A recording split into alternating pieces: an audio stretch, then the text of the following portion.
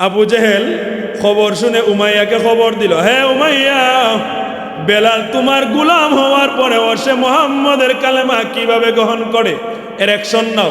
Umayya রাগান্বিত হয়ে গেল, আমার গুলাম আমাকে জিজ্ঞাসা না করে আমার অনুমতি ছাড়া মুহাম্মদের দিন গ্রহণ করেছে। উমাইয়া রাগান্বিত হয়ে হযরতে বেলাল রাদিয়াল্লাহু তাআলা আনহুকে ধরল। হে বেলাল, তুমি নাকি ঈমান গ্রহণ করেছো, মুহাম্মদের কালেমা গ্রহণ করেছো? বেলাল বলে, হ্যাঁ। কয় ছেড়ে দাও। কয় না, কখনো ছাড়বো না। মরুভূমির মধ্যে নিয়ে গেল হযরতে বেলাল রাদিয়াল্লাহু তাআলা আনহুকে। মরুভূমির উত্তপ্ত বালুর মধ্যে উলঙ্গ করে উনাকে অত্যাচার নির্যাতন শুরু করলো, বুকের মধ্যে পাথর চাপা দিল। বেলাল রাদিয়াল্লাহু তাআলা আনহু শুধু বলেন, আল্লাহ আহাদ, আল্লাহ আহাদ, কুল হুয়াল্লাহু আহাদ, আল্লাহুস সামাদ, লাম ইয়ালিদ ওয়া লাম ইউলাদ ওয়া লাম ইয়াকুল লাহু কুফুয়ান আহাদ। বেলাল রাদিয়াল্লাহু তাআলা আনহু বলেন, আহাদ আহাদ, আল্লাহ আহাদ। উমাইয়া রাগান্বিত হয়ে বাম হাত দিয়ে বেলাল রাদিয়াল্লাহু তাআলা আনহুর জিহ্বাটা টান মেরে ধরল। ডান হাত দিয়ে বাবলা গাছের কাঁটা নিয়ে বেলাল রাদিয়াল্লাহু তাআলা আনহুর জিহ্বার মধ্যে এই বাবলা গাছের কাঁটা ঢুকিয়ে দিল। জিহ্বাটা ফুটো হয়ে গেল, চিটকে দিয়ে রক্ত বের হয়ে গেল। বলা হলো, ও বেলাল, এখন তোমার জিহ্বা বন্ধ করে দিয়েছি, তুমি কিভাবে আল্লাহর নাম নিবা? হযরতে বেলাল বলেন, ও উমাইয়া, ও কাফেররা, তোমরা আমার জিহ্বাকে বন্ধ করলে কি হবে? আমি আমার আল্লাহর নাম আমি বিলালের কলিজার মধ্যে অঙ্কন করে দিয়েছি। এইভাবে সাহাবায়ে কেরাম জীবন দিয়েছেন, ঈমান দেন নাই। যুগে যুগে ঈমানদার মুমিন বান্দারা এইভাবে পরীক্ষা সামনে আসতে পারে, সামনে আসলে জীবন দেওয়া যাবে, ঈমান বিক্রি করা যাবে না। রাসূলুল্লাহ বলেন, তুমি কে? কয়, আমার নাম আব্দুল উজ্জা। কয়, তোমার এই অবস্থা? বলে, ইয়া রাসূলুল্লাহ, নবী গো, ও মায়ার নবী, দয়ার নবী, আমি অনেক দিন ধরে ভাবতেছিলাম আপনার কালেমা গ্রহণ করব, আপনার দাওয়াত গ্রহণ করব, কিন্তু আমি আমার চাচার অধীনে ছিলাম, চাচার জন্য আমি কালেমা গ্রহণ করতে পারি নাই, আপনার দাওয়াত গ্রহণ করতে পারি নাই। চাচার সাথে সর্বশেষ কথা হয়েছে, চাচা বলেছেন চূড়ান্ত সিদ্ধান্ত, উনি কালেমা গ্রহণ করবেন না, দিন গ্রহণ করবেন না। এই জন্য আমি কালেমা গ্রহণ করার কারণে আমার চাচা আমার বাড়ি ঘর ধন সম্পদ উট বেড়া দুম্বা যা কিছু আছে সব কিছু রেখে দিয়েছেন, এমনকি আমার পরনের পোশাক পর্যন্ত রেখে দিয়েছে। আল্লাহ রাসূল বলেন, ওরে আব্দুল উজ্জা, তোমার নাম আর আব্দুল উজ্জা হইতে পারে না, তোমার নাম আমি রাসূল আজ থেকে রেখে দিলাম আব্দুল্লাহ। সুবহানাল্লাহ বলেন, আব্দুল্লাহ। আল্লাহ রাসূল বলেন, আব্দুল্লাহ, তুমি আজ থেকে আহলে সুফার অধিবাসী, মসজিদে নববীর মধ্যে থাকবা, খাইবা। সুবহানাল্লাহ বলেন। আহলে সুফা হলো মসজিদে নববীর মধ্যে 70-এর অধিক সাহাবীরা থাকতেন, যাদের বাড়ি নাই, ঘর নাই, কোনো কিছুই নাই, তারা থাকতেন। আব্দুল্লাহ একজন। এখন আমার আলোচনার যে ব্যাখ্যা, একটা হলো যে জীবন ঈমানের জন্য আপনার জীবনের হুমকি আসতে পারে, জীবনের হুমকি আসতে পারে, আপনি জীবন দিতে পারবেন, জীবন দেওয়া যাবে, কিন্তু ঈমান দেওয়া যাবে না। আপনি মিথ্যা মামলার আসামি হতে পারবেন, কিন্তু ঈমান বিক্রি দেওয়া যাবে না। অন্যায়ের সাথে বাতিলের সাথে আপোষ করা যাবে না। মিথ্যা মামলার বয়ে, ফাঁসির বয়ে, জীবনের বয়ে আপনার বাতিলের সাথে আপোষ করা যাবে না, মিথ্যার সাথে আপনি আপোষ করা যাবে না। সাহাবায়ে কেরাম জীবন দিয়েছেন, ঈমান বিক্রি করেন নাই, ঈমান দেন নাই। সম্পদ দিয়েছেন, উট বেড়া দুম্বা বাড়িঘর সব কিছু, এমনকি পরনের পোশাক পর্যন্ত দিয়েছেন, তবু ঈমান দেন নাই। আল্লাহ রাব্বুল আলামিন বলেন, ফাযকুরুনি আযকুরকুম ওয়াশকুরু লি ওয়ালা তাকফুরুন। আল্লাহ বলেন, হে আমার গোলামরা, তোমরা আমাকে স্মরণ করো, তাহলে আমি আল্লাহ তোমাদেরকে স্মরণ করব। আর তোমরা অকৃতজ্ঞ বান্দা হইও না, না শুকরিয়া করিও না, কুফরি করিও না। কারণ আল্লাহ বলেন ফাযকুরুনি, তোমরা আমাকে স্মরণ করো। আমরা মহান রব্বুল আলামিনকে কিভাবে স্মরণ করব? আমরা আল্লাহর জিকিরের মাধ্যমে আল্লাহকে স্মরণ করব। 5 ওয়াক্ত সালাত আদায়ের মাধ্যমে আল্লাহকে স্মরণ করব। সামনে রমজান মাস, রমজান মাসের রোজা রাখার মাধ্যমে আল্লাহকে স্মরণ করব। যাকাত দেওয়ার মাধ্যমে আল্লাহকে স্মরণ করব। হজ করার মাধ্যমে আল্লাহকে স্মরণ করব। কুরআন তেলাওয়াত করার মাধ্যমে আল্লাহকে স্মরণ করব। তাসবিহ পড়ার মাধ্যমে আল্লাহকে স্মরণ করব। আল্লাহর প্রশংসা করার মাধ্যমে আল্লাহকে স্মরণ করব। আর আল্লাহ আমাদেরকে কিভাবে স্মরণ করবেন? যখন আমরা আল্লাহর প্রশংসা, আল্লাহর জিকির, নামাজ রোজার মাধ্যমে আল্লাহকে আমরা স্মরণ করব, তখন আল্লাহ আমাদেরকে দয়া করে স্মরণ করবেন, আমাদেরকে দয়া করবেন, আমাদের উপর রহমত নাজিল করবেন, আমাদের জিন্দেগির গুনাহ খাতা মাফ করে আল্লাহ আমাদেরকে স্মরণ করবেন। তারপরে আল্লাহ বলেন ইয়া আইয়ুহাল্লাযীনা আমানু, হে মুমিনেরা, হে ঈমানদারগণেরা, হে মানুষ সকল, তোমরা যারা ঈমান এনেছো, ইস্তাঈনু, তোমরা সাহায্য চাও আল্লাহর কাছে, তোমরা আমার কাছে সাহায্য চাও। আল্লাহ নিজে বলতেছেন হে মুমিনেরা, হে ঈমানদারেরা, তোমরা আমার কাছে সাহায্য চাও বিসসবরি ওয়াসসালাহ, ধৈর্যের মাধ্যমে এবং সালাতের মাধ্যমে। এর মানে হে বান্দা বান্দিরা, আল্লাহ বলতেছেন হে মুমিনেরা, তোমাদের যেই সময় সাহায্যের প্রয়োজন হয়, বলেন তো বান্দা বান্দি হিসাবে আমাদের সাহায্যর দরকার আছে না নাই? অবশ্যই আছে। আল্লাহ বলেন হে ঈমানদারেরা, হে মুমিনেরা, তোমরা আমি আল্লাহর কাছে সাহায্য চাও। কিভাবে? ধৈর্যের মাধ্যমে আর সালাতের মাধ্যমে।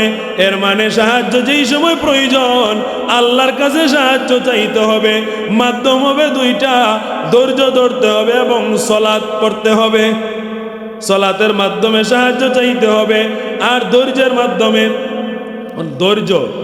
ধৈর্যকে আবার প্রধানত 3 ভাগে ভাগ করা হয়। 1 নম্বরে হলো আল্লাহর গুলামির সময়, আল্লাহর ইবাদতি করার সময়, নেক আমল করার সময় ধৈর্য ধারণ করতে হবে।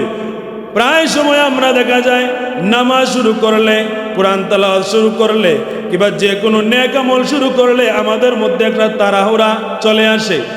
নেক আমল করার সময়, সালাত আদায় করার সময়, কোরআন তেলাওয়াত করার সময় আমরা ধৈর্যের মাধ্যমে সহিভাবে, সুন্দরভাবে, স্লোভাবে আদায় করতে হবে। তাড়াহুড়া করা যাবে না। যেমন সালাতের মধ্যে আমরা অনেক সময়, অনেক মানুষ আছে আমরা রুকুর মধ্যে গিয়ে তাড়াহুড়া করি, রুকুর থেকে সোজা হয়ে দাঁড়াই না, তারপরে সের 2 সেজদার মধ্যখানে সোজা হয়ে বসি না। এই কারণে আমাদের নামাজ বাতিল হয়ে যাচ্ছে, আমরা অনেকেই বুঝতেই পারি না।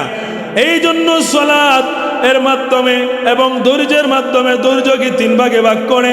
1 নম্বরে হলো নেক আমল করার সময় ধৈর্য ধারণ করতে হবে।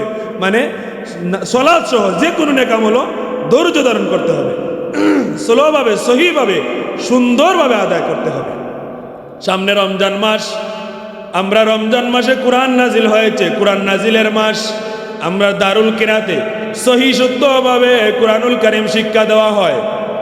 দারুল কিরাতে কোরআনুল কারীম সহি শুদ্ধভাবে শিক্ষা দেওয়া হয়।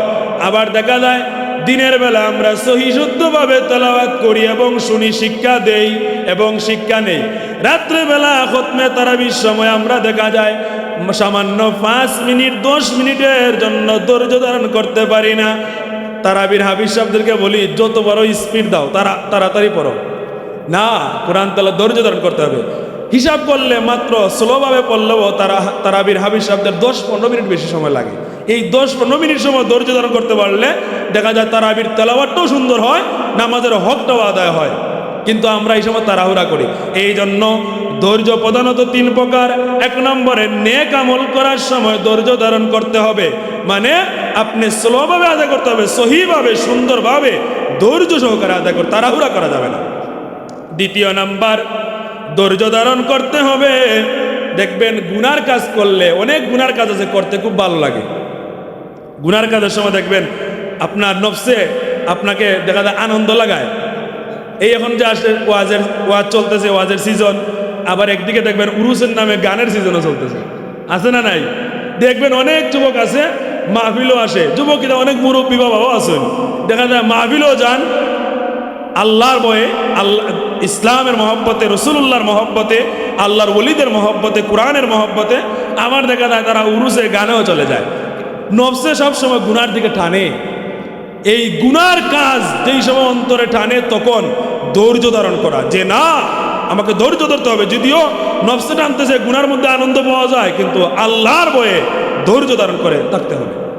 3 নাম্বার, মানুষের জীবনে আফত বিপদ মুসিবত অসুস্থতা বিভিন্ন ধরনের সমস্যা অসুবিধা থাকে, ওই সময় আল্লাহর উপর তাওয়াক্কুল রাখতে হবে, ধৈর্য ধারণ করতে হবে। আল্লাহ বলেন, হে মুমিনেরা, হে ইমানদারেরা, তোমরা সাহায্য চাও আল্লাহর কাছে ধৈর্যের মাধ্যমে আর সালাতের মাধ্যমে। সাহায্যের প্রয়োজন, ধৈর্য ধরো। সাহায্যের প্রয়োজন, সালাতে চলে যাও, সালাত আদায় করো। 2 রাকাত হাজত, একটা আপনার হাজত প্রয়োজন, আপনি 2 রাকাত হাজতে সালাত পড়েন। আপনার তাওবার প্রয়োজন, 2 রাকাত তাওবার নামাজ পড়েন। কোথায় সফরে বের হবেন, 2 রাকাত নামাজ পড়ে বের হন, দেখবেন আল্লাহ সাহায্য করবেন। যেখানে আপনার 3 ঘন্টা লাগার কথা, আল্লাহ এই নামাজের মাধ্যমে আল্লাহর কাছে সাহায্য চাওয়ার কারণে আল্লাহ আপনাকে 2 ঘন্টা পৌঁছে দেবেন। তারপরে রাস্তাঘাটের আফত বিপদ থেকে আল্লাহ বাঁচিয়ে দিবেন। তারপরে আল্লাহ বলেন, ইন্নাল্লাহা মা'আস সাবিরিন, নিশ্চয় যারা ধৈর্য ধারণ করে তাদের সাথে আল্লাহর সাহায্য রয়েছে, আল্লাহ রয়েছেন। সুবহানাল্লাহ বলেন। তারপরে আল্লাহ বলেন, ওয়ালা তাকুলু লিমান ইউকতালু ফি সাবিলিল্লাহি আমওয়াত।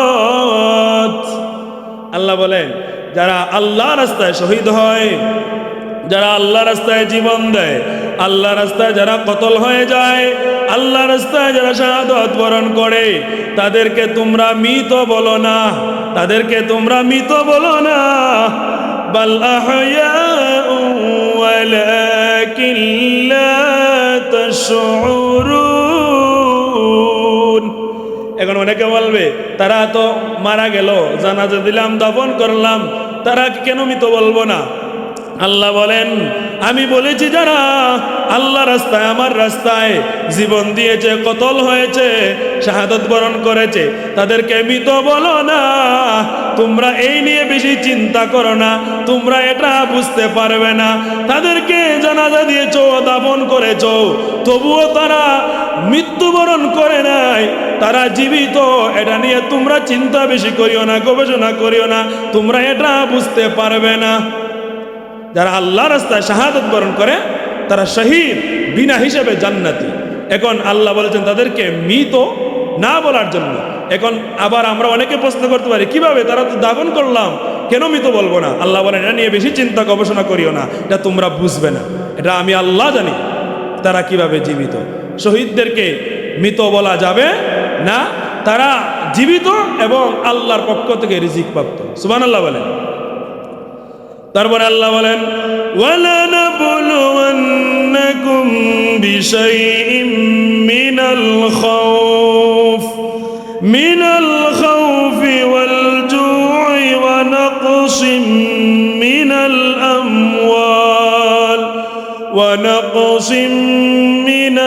আমওয়ালি ওয়াল আনফুসি ওয়াথ থামারাত وبشر الصابرين।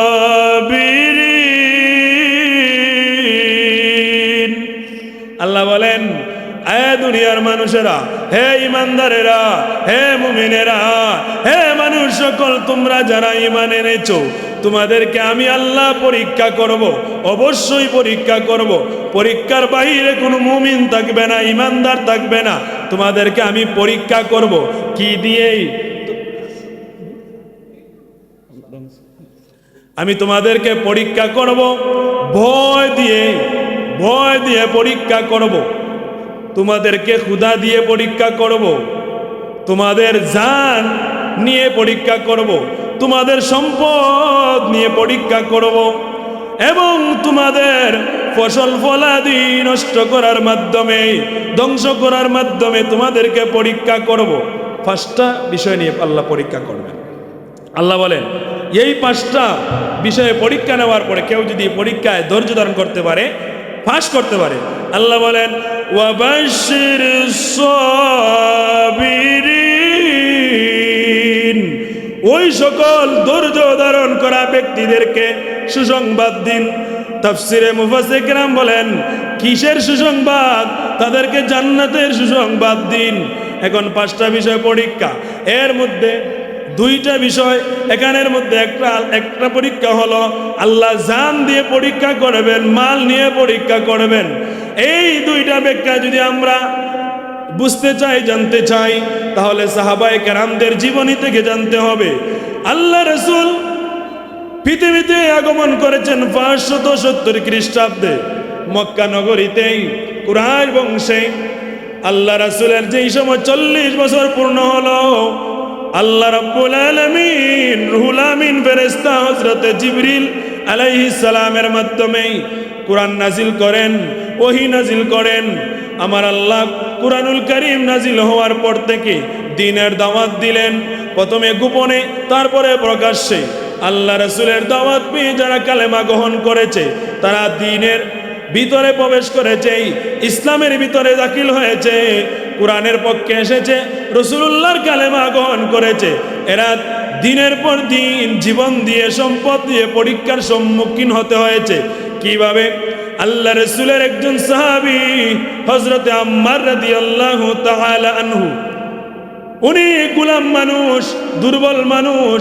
ওনার আব্বা হযরতে ইয়াসির রাদিয়াল্লাহু তাআলা আনহু, ওনার আম্মা হযরতে সুমাইয়া রাদিয়াল্লাহু তাআলা আনহা, এরা এক পরিবারের সদস্য। একই সাথে মুহাম্মাদুর রাসূলুল্লাহর কালেমা গ্রহণ করে, দ্বীন গ্রহণ করে তারা মুসলমান হন। তারপরে কাফেররা তাদের উপরে অত্যাচার শুরু করে। একদিন হযরতে আম্মার এবং ওনার আব্বা, ওনার আম্মা, 3 জনকে নিয়ে মরুভূমির উত্তপ্ত বালুর মধ্যে তাদেরকে, তাদের বুকের মধ্যে পাথর চাপা দিয়ে তাদেরকে শাস্তি দিচ্ছে, অত্যাচার করতেছে, নির্যাতন করতেছে কাফেররা। এইদিকে আল্লাহ রাসূল যাচ্ছেন। আল্লাহ রাসূল আম্মারের পরিবারের উপর এই অত্যাচার দেখে আল্লাহ রাসূল বললেন, আরে আম্মারের পরিবার, তোমরা ধৈর্য ধারণ করো, অবশ্যই আল্লাহ তোমাদের জন্য উত্তম ফয়সালার ব্যবস্থা করে রেখেছেন। এর মানে আল্লাহ তোমাদের জন্য আল্লাহর তৈরি জান্নাত বানিয়ে রেখেছেন। হযরত ইয়াসির রাদিয়াল্লাহু তাআলা আনহু, উনাকে কাফেররা বলল, হে ইয়াসির, তুমি কালেমা ছেড়ে দাও, মুহাম্মদ ইবনে আব্দুল্লাহর দ্বীন ছেড়ে দাও, তাহলে তোমাকে আমরা মুক্তি দিয়ে দিব। হযরত ইয়াসির বলেন, আমি জীবন দিতে পারি, আমি ঈমান ছাড়ব না, মুহাম্মাদুর রাসূলুল্লাহর কালেমা ছাড়ব না। হযরত ইয়াসির রাদিয়াল্লাহু তাআলা আনহুকে কাফেররা শহীদ করে দিল।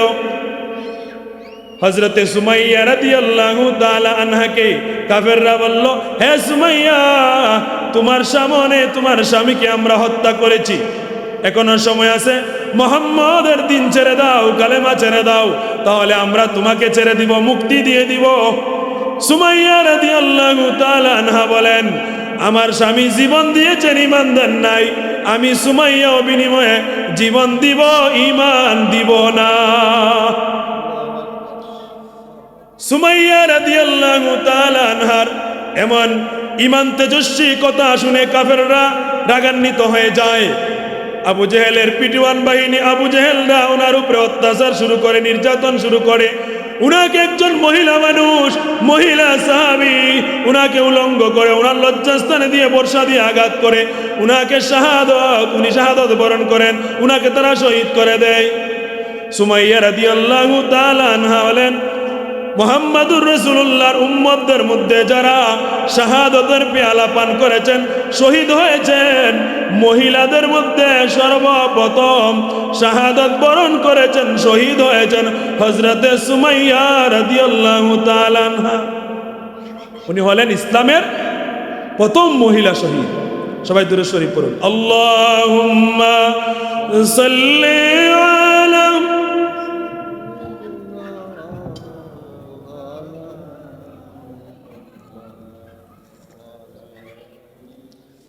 সাইয়্যিদিনা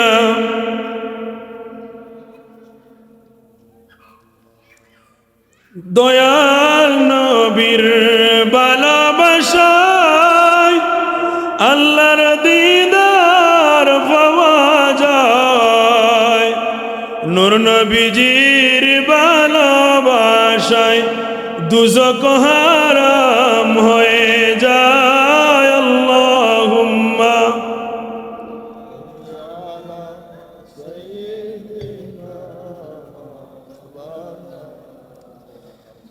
ওয়া আলা আলি সাইয়্যিদিনা মাওলানা। আমার প্রাণের ভাইরা, বন্ধুরা, বাবারা, আল্লাহ রসুলের একজন সাহাবী যার নাম ছিল হযরতে খাব্বাব। হযরতে খাব্বাব রাদিয়াল্লাহু তাআলা আনহু, উনি ছিলেন খামার মানুষ, লোহার কাজ করতেন। উনি মুহাম্মাদুর রাসূলুল্লাহর দাওয়াত গ্রহণ করে, কালেমা গ্রহণ করে মুসলমান হয়ে যান, দিনের ভিতরে দাখিল হয়ে যান। আবু জেহেলের পিটুয়ান বাহিনী ওনার কাছে গেল, হে খাব্বাব, তুমি নাকি মুহাম্মদের দিন গ্রহণ করেছ, কালেমা গ্রহণ করেছ, মুহাম্মদের দিন ছেড়ে দাও। খাব্বাব রাদিয়াল্লাহু তাআলা আনহু বলেন, আমি মুহাম্মাদুর রাসূলুল্লাহর উপর ঈমান এনেছি, আল্লাহর উপর ঈমান এনেছি, জীবন দিতে পারি, ঈমান দিব না। তারা বলে, হে খাব্বাব, তুমি জানো তোমাকে আমরা আগুন দিয়ে জ্বালিয়ে দিব। কয়, আগুন দিয়ে জ্বালিয়ে দাও না, আমাকে হত্যা করে ফেলো, কোনো অসুবিধা নাই। যেই দিন গ্রহণ করেছি, মুহাম্মাদুর রাসূলুল্লাহর কালেমা গ্রহণ করেছি, আমি জীবন দিতে পারি, ঈমান দিব না। সুবহানাল্লাহ বলেন। আবু জেহেলের পিটুয়ান বাহিনী, উনি লোহার কাজ করতেন, লোহার কাজ করতে আগুনের আঙ্গারের প্রয়োজন, ঠিক কিনা বলেন? উনার দোকানের, লোহার দোকানের আগুনের আঙ্গারগুলা মাটির মধ্যে তারা বিছিয়ে দিল। হযরতে খাব্বাব রাদিয়াল্লাহু তাআলা আনহুকে এই আগুনের আঙ্গারের মধ্যে চিৎ করে শুয়ে দিল, বুকের মধ্যে পাথর দিয়ে দিল। এই আগুনের আঙ্গারগুলা হযরতে খাব্বাব রাদিয়াল্লাহু তাআলা আনহুর পিঠ দিকে ঢুকে যাচ্ছে, চর্বিগুলা গলে গলে পড়তেছে, দুর্গন্ধ বের হয়ে গেছে। বলা হলো, খাব্বাব, এখনো সময় আছে, মুহাম্মদের দিন ছেড়ে দাও। খাব্বাব বলেন, ওরে আবু জেহেলের পিটুয়ান বাহিনীরা, এ কাফেররা, শুনো, তোমরা তো আগুনের আঙ্গার দ্বারা আমি খাব্বাবের ফিট ফুটো করে দিচ্ছ, তোমরা আমার ফিট নয়, আগুনের আঙ্গার দিয়ে যদি কলিজাও ফুটো করে দাও, আমি খাব্বাব যে দিন গ্রহণ করেছি, এই দিন আমি ছাড়ব না। আল্লাহ রাসূলের সাহাবী, আমরা সবাই ওনার নাম চিনি। ইসলামের প্রথম মুয়াজ্জিন হযরতে বেলাল রাদিয়াল্লাহু তাআলা আনহু, উনি ছিলেন কালো মানুষ, গোলাম মানুষ, উমাইয়ার গোলাম ছিলেন। উনি মুহাম্মাদুর রাসূলুল্লাহর দাওয়াত পেয়ে দিন গ্রহণ করেছেন, ঈমান গ্রহণ করেছেন। আবু জেহেল খবর শুনে উমাইয়াকে খবর দিল, হে উমাইয়া, বেলাল তোমার গোলাম হওয়ার পরে সে মুহাম্মদের কালেমা কিভাবে গ্রহণ করে, এর অ্যাকশন নাও। উমাইয়া রাগান্বিত হয়ে গেল, আমার গোলাম আমাকে জিজ্ঞাসা না করে, আমার অনুমতি ছাড়া মুহাম্মদের দিন গ্রহণ করেছে। উমাইয়া রাগান্বিত হয়ে হযরতে বেলাল রাদিয়াল্লাহু তাআলা আনহুকে ধরল, হে বেলাল, তুমি নাকি ঈমান গ্রহণ করেছো, মুহাম্মদের কালেমা গ্রহণ করেছো? বেলাল বলে, হ্যাঁ। কয়, ছেড়ে দাও। কয়, না, কখনো ছাড়বো না। মরুভূমির মধ্যে নিয়ে গেল হযরতে বেলাল রাদিয়াল্লাহু তাআলা আনহুকে, মরুভূমির উত্তপ্ত বালুর মধ্যে উলঙ্গ করে উনাকে অত্যাচার নির্যাতন শুরু করলো, বুকের মধ্যে পাথর চাপা দিল। বেলাল রাদিয়াল্লাহু তাআলা আনহু শুধু বলেন, আল্লাহ আহাদ, আল্লাহ আহাদ, কুল হুয়াল্লাহু আহাদ, আল্লাহুস الصمد لم يلد ولم يولد ولم يكن له كفوا أحد বেলাল রাদিয়াল্লাহু তাআলা আনহু বলেন আহাদ আহাদ আল্লাহ আহাদ।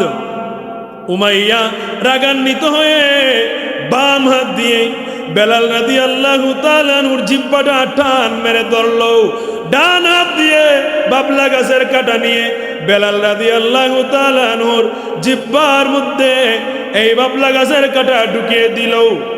জিহ্বাটা ফুটো হয়ে গেল, চিটকে দিয়ে রক্ত বের হয়ে গেল। বলা হলো, ও বেলাল, এখন তোমার জিহ্বা বন্ধ করে দিয়েছি, তুমি কিভাবে আল্লাহর নাম নিবা?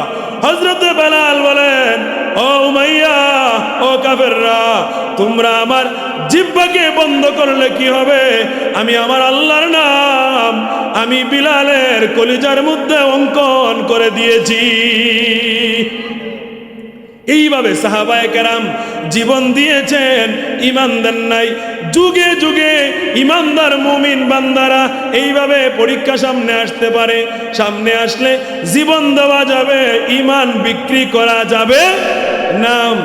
আল্লাহ রাসূলের আরেকজন সাহাবী দুবেলা উনার বাবা মারা যাওয়ার কারণে উনার চাচার কাছে উনি লালন পালন হন।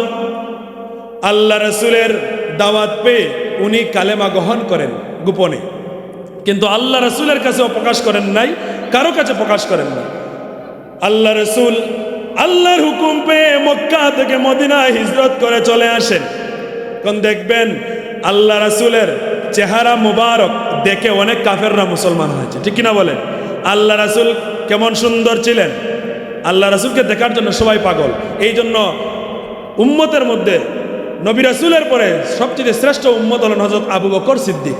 আবু বকর সিদ্দিক বলেছিলেন যে পৃথিবীর মধ্যে সবচেয়ে আমার কাছে পছন্দনীয় কাজ হলো আমার রসুলের চেহারা মুবারকের দিকে তাকায়া থাকা। সুবহানাল্লাহ বলেন। রসুলুল্লাহর চেহারা মুবারকের দিকে তাকাইলে পেটের ক্ষুধা নিবারণ হয়ে যাইত। সুবহানাল্লাহ বলেন। অনেক সাহাবায়ে কেরাম ঘরে রান্না নাই, রান্না হয় নাই, খাবার হয় নাই, খাবার খাইতে পারেন নাই, পেটে ক্ষুধা লাগছে, চলে আসেন দৌড়ে রসুলুল্লাহর চেহারা মুবারক দেখার জন্য। রসুলুল্লাহর চেহারা মুবারক দেখছেন, উনার ক্ষুধা নিবারণ হয়ে গেছে। এখন উনি রসুলুল্লাহকে ভালোবাসতেন, কিন্তু রসুলুল্লাহ এই সময় হিজরত করে মদিনায় চলে আসলেন। এখন রসুলুল্লাহকে দেখেন না, উনার ভিতরে যে ঈমান আনার একটা আগ্রহ ছিল, এটা আরো উজ্জীবিত হয়ে গেল। উনি চলে গেলেন উনার চাচার কাছে। চাচার কাছে গিয়ে বললেন, ও চাচা, মুহাম্মদ সাল্লাল্লাহু আলাইহি ওয়াসাল্লাম মুহাম্মদ নামে যে একজন কালেমার দাওয়াত দেন, এক আল্লাহর দাওয়াত দেন, এটা সত্য না মিথ্যা? চাচা বলেন সত্য। কয় তাহলে আপনি গ্রহণ করবেন কিনা? কয় কখনো না, বাপ দাদার ধর্ম আমি ছাড়ব না। বাতিজা কয়, চাচা, এই বাতিজার নাম হইল আব্দুল উজ্জা। বাতিজা কয়, চাচা, তাহলে আমি আপনার সামনে আজকে সাক্ষ্য দিলাম, লা ইলাহা ইল্লাল্লাহু মুহাম্মাদুর রাসূলুল্লাহ সাল্লাল্লাহু আলাইহি ওয়াসাল্লাম। চাচা কয়, বাতিজা, তুমি যে আমার সামনে কালেমা পড়েছো, তুমি কি চিন্তা করেছো? কয়, চাচা, অনেক দিন ধরে চিন্তা করতেছিলাম যে আপনি যেদিন কালেমা গ্রহণ করবেন সেই দিন আমিও গ্রহণ করব। আজকে যেহেতু আপনি চূড়ান্ত বলে দিয়েছেন আপনি গ্রহণ করবেন না, কালেমা গ্রহণ করবেন না, দিন গ্রহণ করবেন না, মুসলমান হবেন না, এই জন্য আমি আর সহ্য করতে পারলাম না, এখন আমি গ্রহণ করলাম। সুবহানাল্লাহ বলেন। চাচা কয়, তোমাকে যে আমি সম্পদ দিয়েছি, বাড়ি দিয়েছি, ঘর দিয়েছি, যা কিছু দিয়েছি সব কিছু আমার দেওয়া, সব কিছু ছাড়তে হবে। কয়, সব ছাড়লাম। কয়, উট, বেড়া, ধুম্বা যা কিছু দিয়েছি সব কিছু দিতে হবে। কয়, সব দিয়ে দিলাম, তবুও ঈমান ছাড়বো না।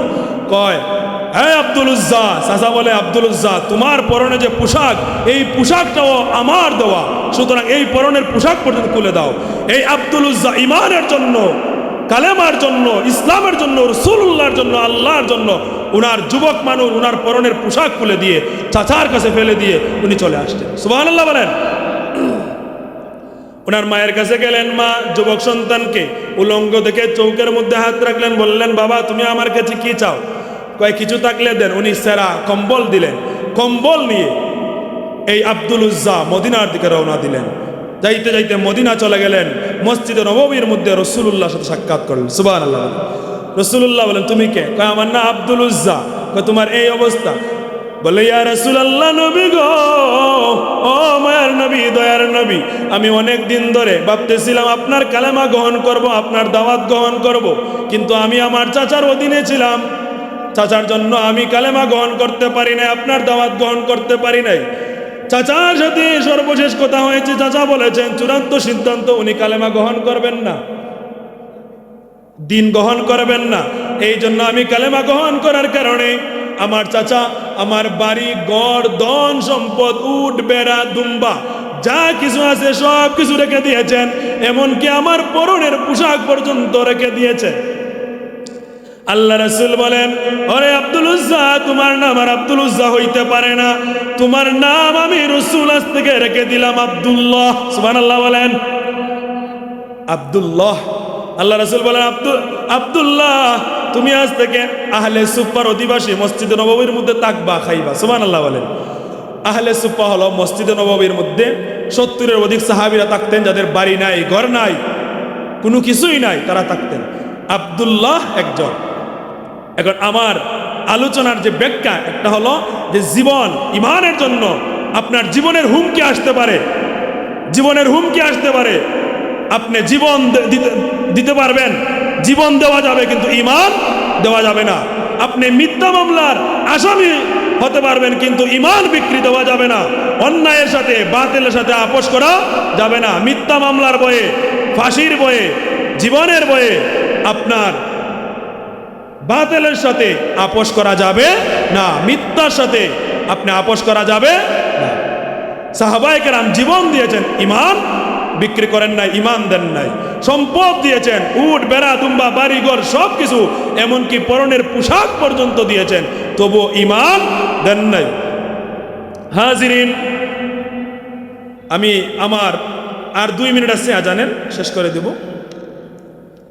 আমার যে মূল আলোচনার বিষয়, আল্লাহ বলছেন যে মুমিনেরা তোমরা আমাকে স্মরণ করো, তাহলে আমি তোমাদেরকে স্মরণ করব। আমরা সলাতের মাধ্যমে, রোজার মাধ্যমে, কোরআন তেলাওয়াতের মাধ্যমে, তসবির মাধ্যমে, জিকিরের মাধ্যমে, হজের মাধ্যমে, যাকাতের মাধ্যমে আমরা আল্লাহকে স্মরণ করব। আর আল্লাহ আমাদেরকে রহমত দিবেন, বরকত দিবেন, আমাদের জিন্দেগির গুনাহ মাফ করার মাধ্যমে আমাদেরকে স্মরণ করবেন। দ্বিতীয় যে আয়াতের ব্যাখ্যা, যে আমাদের বান্দা হিসাবে, গুলাম হিসাবে অবশ্যই মুনিবের কাছে আমাদের সাহায্যের প্রয়োজন, ঠিক কিনা বলেন? আল্লাহ বলেন সাহায্য চাইতে হবে 2টা মাধ্যমে, একটা হলো ধৈর্যের মাধ্যমে এবং সলাতের মাধ্যমে। তারপরে যারা আল্লাহ রাস্তায় শহীদ হয়, শাহাদত বরণ করে, আল্লাহ রাস্তায় জীবন দেয়, তাদেরকে মৃত বলা যাবে না। এখন তাদেরকে মৃত বলা যাবে না, এটা নিয়ে বেশি চিন্তা গবেষণা করা যাবে না, কারণ আল্লাহ বলছেন তারা যে জীবিত, তোমরা এটা বেশি বুঝবে না, এই নিয়ে বেশি মাথা ঘামানোর প্রয়োজন নাই।